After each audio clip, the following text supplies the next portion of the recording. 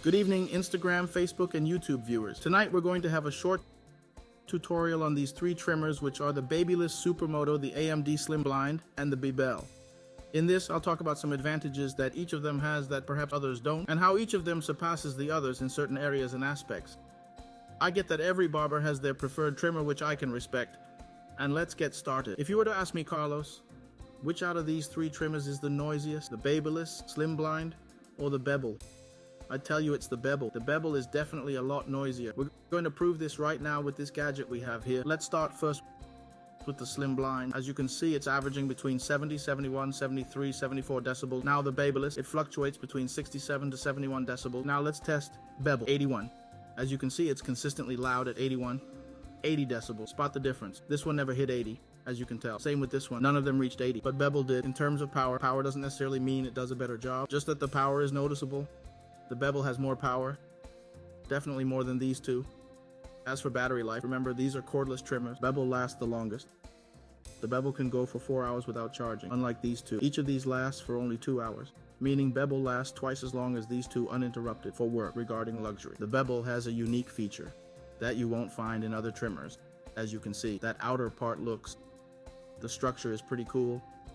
I really like it. Another advantage of the Bevel is that besides the blade being detachable, you can adjust it. As you can see, that little wheel over there, you can adjust. You can set it to trim close to the skin or not so close, to trim less. As you can see, I'm turning the wheel and the blade is moving up. Okay, another advantage of the Bevel that others don't have. For instance, the way to switch it on, you have to turn it on from the bottom.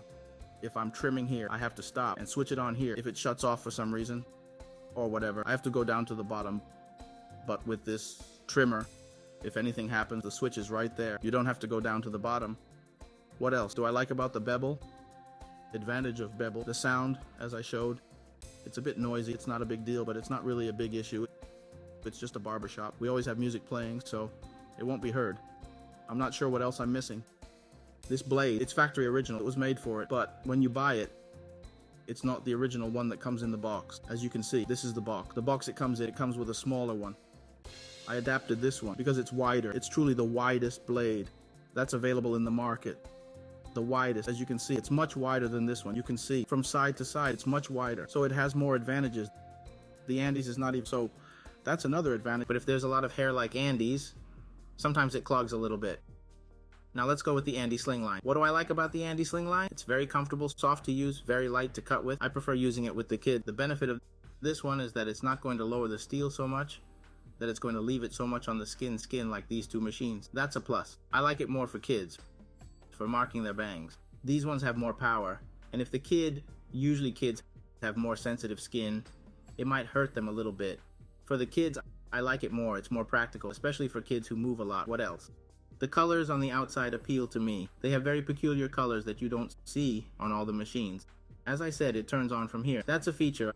I like that it comes with a stand. I don't have it here with me, but it comes with a small stand that you place and it looks prettier. Now, when we talk about the Babyliss, the Supermoto, I'm using this machine now and I have to say it has been a success for me. It has lifted, it has given me even more desire to trim with this machine. Advantage of this machine that it has that this one doesn't have. I've noticed this machine isn't moody. It can have very long hair, and if you put it in there, it will take care of everything. It won't get clogged. For example, the Audi liner from Andi, not this one, but the Andi from this one. What I like to see is that there are steps to removing hair so it doesn't clog up. Because if it clogs up, you have to leave it for a while, you have to disassemble it to clean it. The same with this one.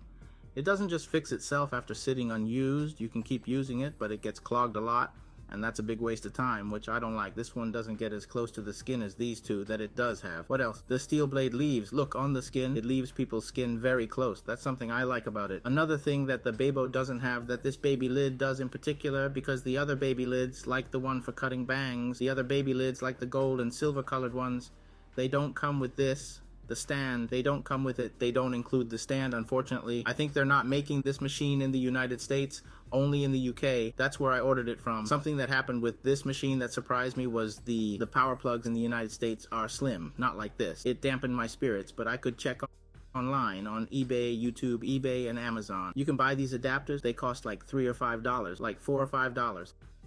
You adapt it and you're ready to work. See? It's like $4 or $5. I bought it and there it was. New, and my joy returned. As I repeat, the gold and silver ones do not include the stand only this one comes with a stand. They're not making it here in the United States, this machine. As of now, I don't know if they've started making it, but they're not making it.